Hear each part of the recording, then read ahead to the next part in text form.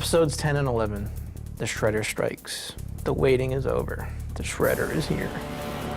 Well, we now know that Oroku Saki is the Shredder, and all of the episodes up to this point have been leading to this.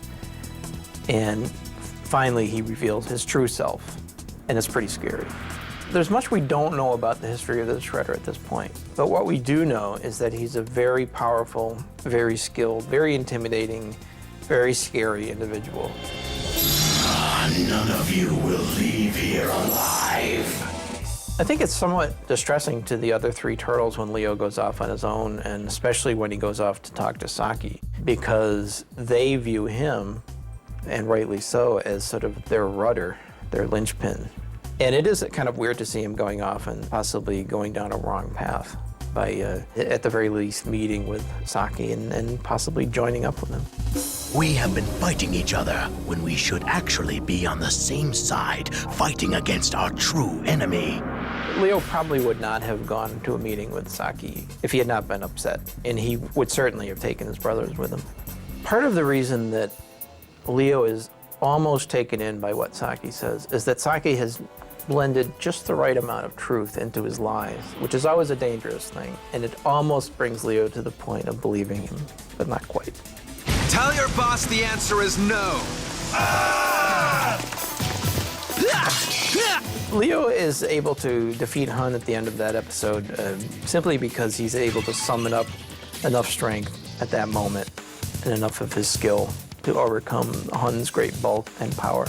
And he does feel guilty about getting everybody into this mess and getting their shells waxed. Man, I am such an idiot. I could have told you that. You know, you might think that having a water tower dropped on top of you, especially after falling off the edge of a building, would pretty much do you in. You wouldn't be coming back. But as we see from the end of this episode, that doesn't happen with the Shredder. From the very beginning, when Kevin Eastman and I started doing the Turtle comic way back in 1984, we always felt that the Turtles coexisted with a lot of other strange things.